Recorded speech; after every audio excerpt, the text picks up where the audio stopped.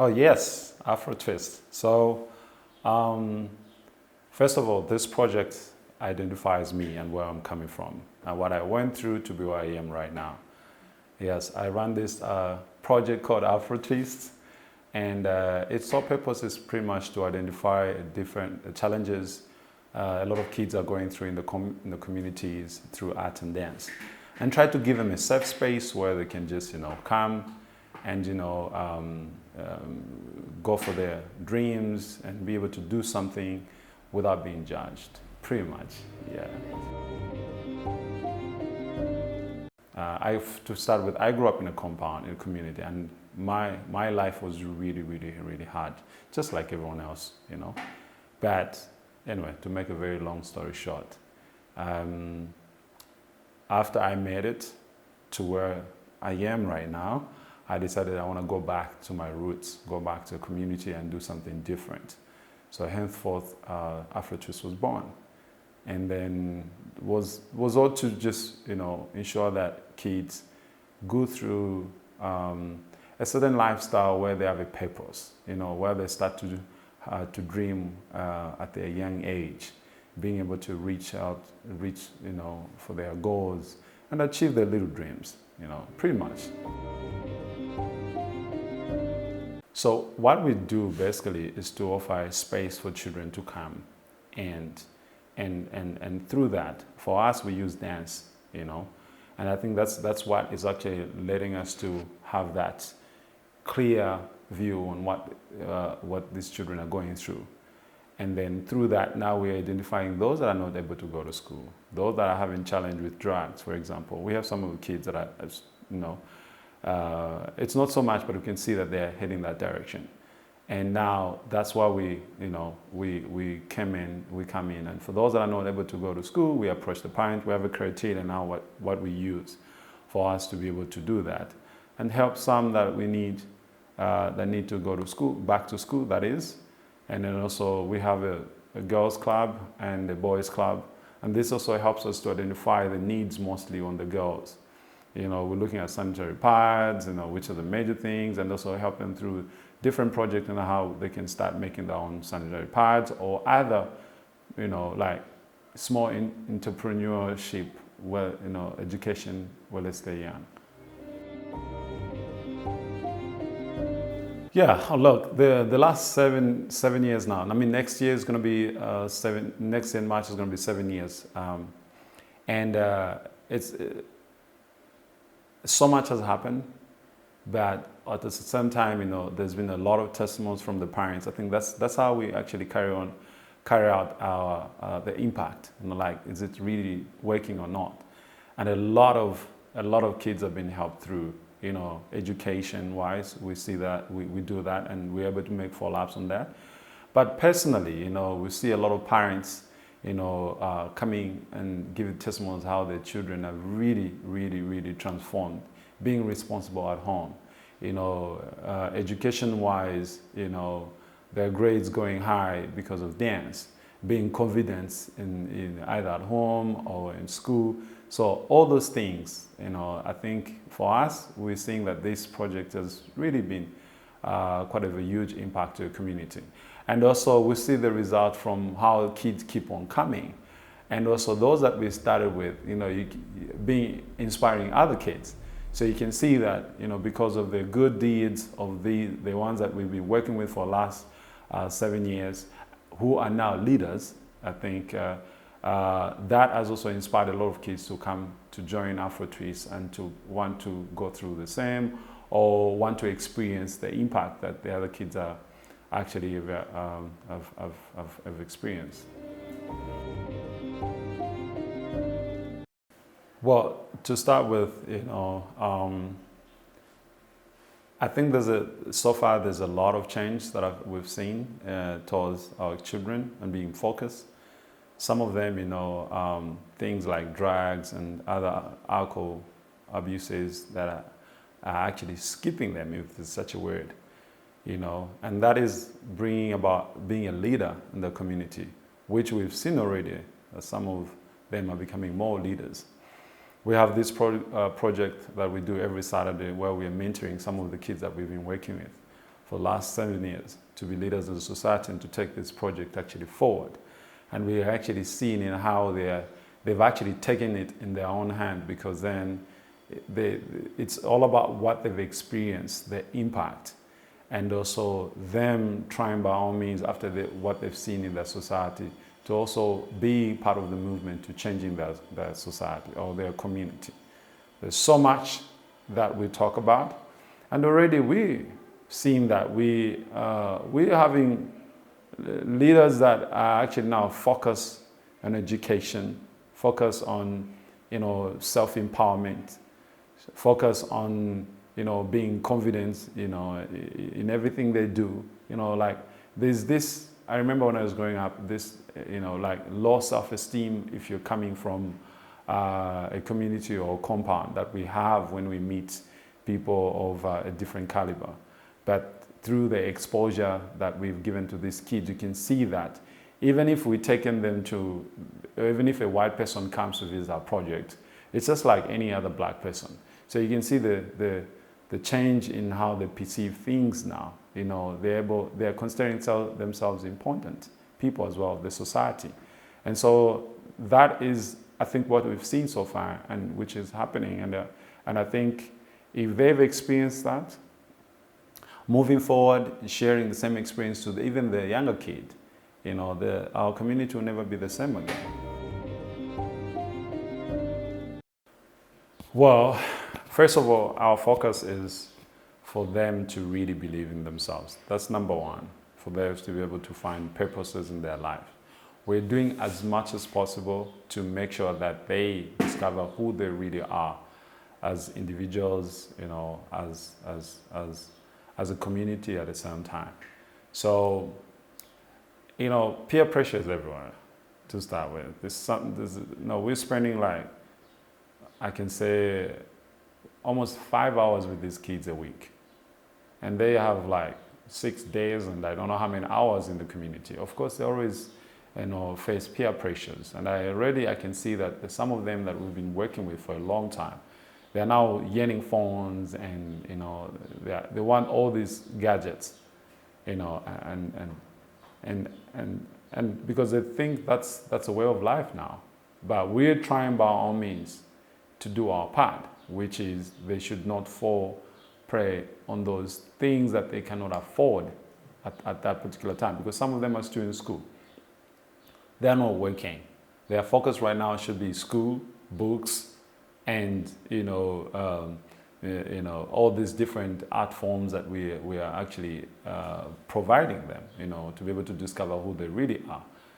But if they can't they can't afford those things, they should just do away with them, which is very hard though. It's pretty much very hard, but we're doing our best. The project is doing its best to be able to make sure to ensure that these kids really, really do believe in themselves.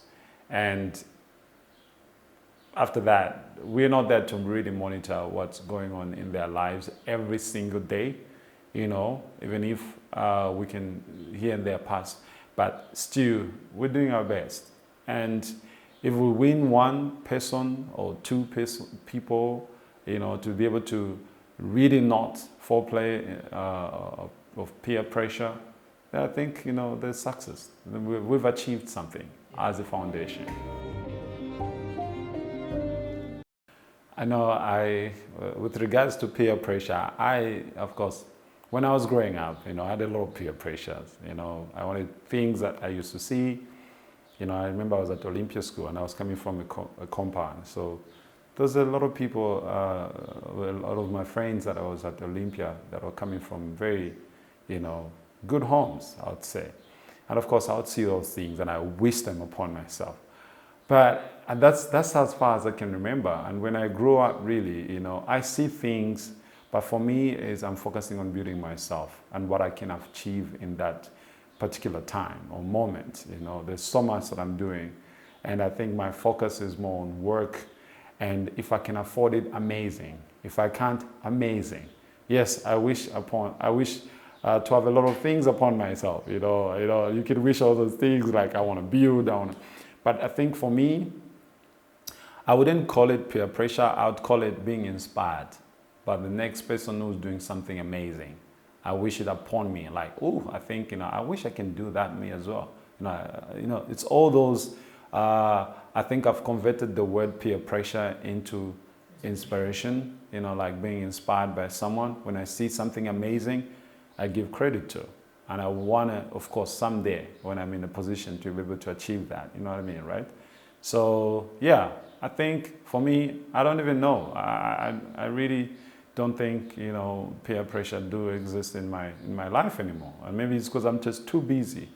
There's so many things I'm doing, my work and Afro-Tweets and other projects that I'm doing, So for me, it's like, oh, whatever I can achieve, I'm going to achieve it. And if it's not, I believe about timing. If it's not the right time, then maybe let me try it next time, or let me try harder next time. So that's how I look at my life right now. I started dancing when I was really young, like we used to do Michael Jackson, a bit of a small competition in my compound with my friends. And we just used to do it for fun because then Michael Jackson was trending and all these moves, moonwalk, and there's so much stuff going on.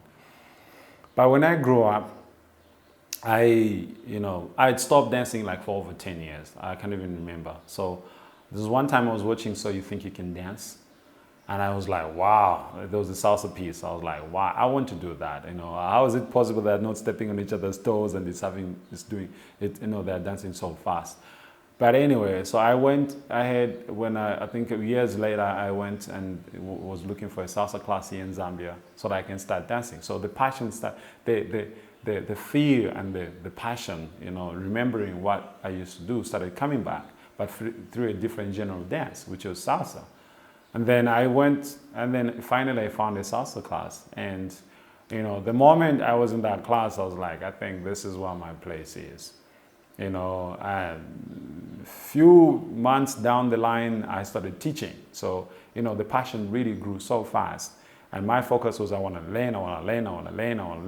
And not only that, but I, from the start, had the heart of teaching. So I wanted, in as much as I was learning, but also to teach the next person. Wanted to be the best next thing.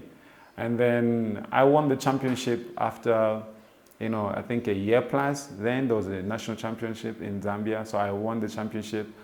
And I just realized, that was my, my passion. And so it was really, really triggered even more, that this is who I am, and I think I should put more. So and then I started diversifying from there, learning other styles of dance and yeah, so that's how I discovered myself. I can't really put together how, but the passion just grew and wanting to share was like at the peak because I wanted to teach. I wanted to teach as much as I wanted to dance at the same time. Before I know it, I'm not traveling around the world. It's not, I don't like this part, but, saying this part, but it's what I think I've been blessed with. I put in so much, passion and work towards being where I am right now. And I think the results are showing that, people have recognized my work here in Zambia. And so I travel to different festivals to go teach dance and to share the knowledge and even learn more different styles of dance to bring back to my country. So, yeah, I mean, as far as I can remember, this is how I've been for many years now. I think so. It's because of where I grew up with. I've got a lot of points on this one. One is because where I grew up from.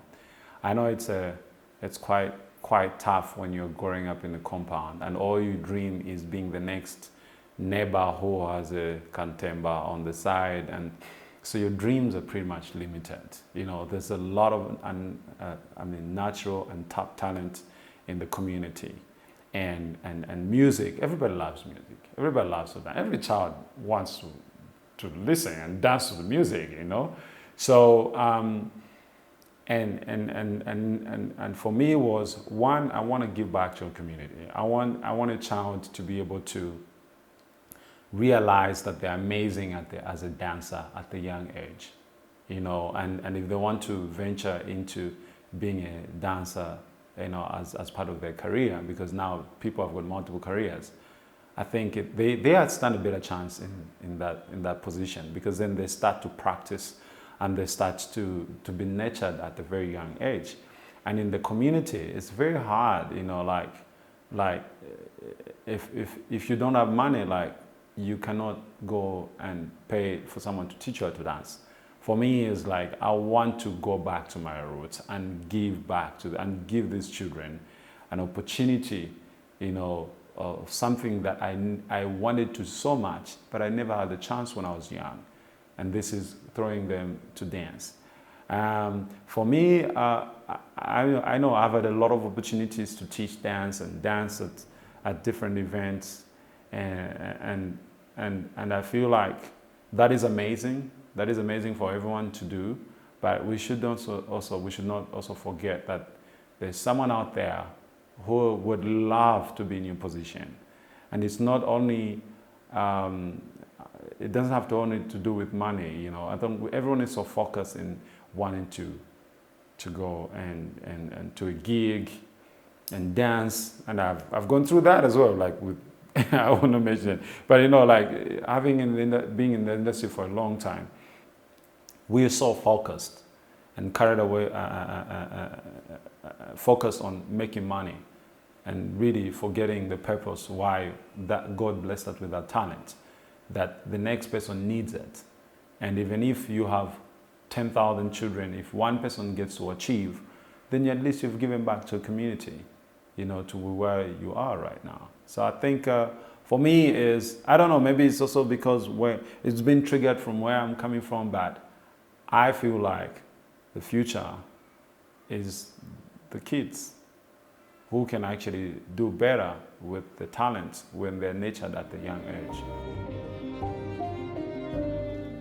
Oh, wow, having done so much for society already, I know it's not recognized, which is okay. I like it to be in the background.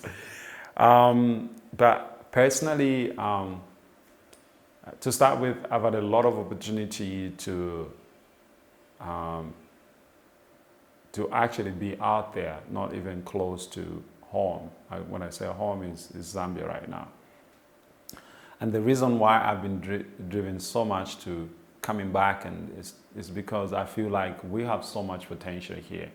I feel like I haven't even started yet. I want to do more. So I've been yearning for more, personally, besides, teaching the community. And of course, I teach at American school, which is a very good opportunity. I teach at other international schools as well.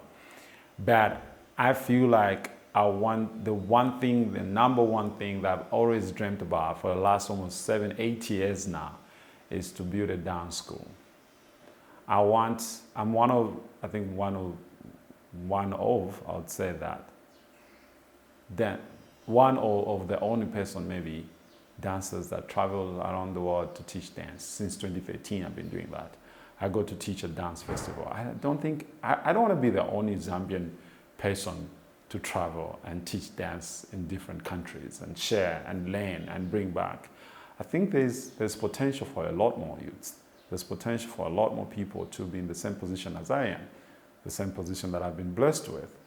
So the dance school is going to be, for me, a good pathway for a lot of people to be exposed out there.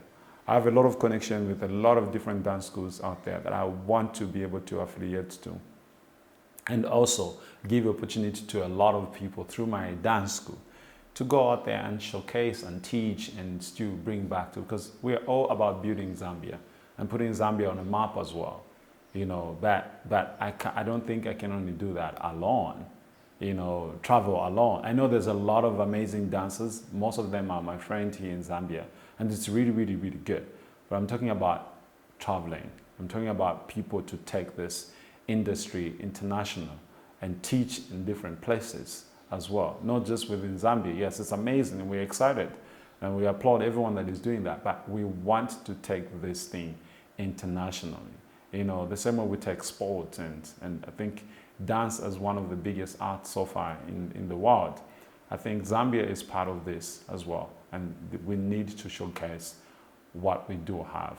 And through this amazing dance school that I've been working on for the last, maybe 6-7 years now, and I wish someday sooner it can be I can be able to do it through different partners, and through all these connections that I have through the dance school.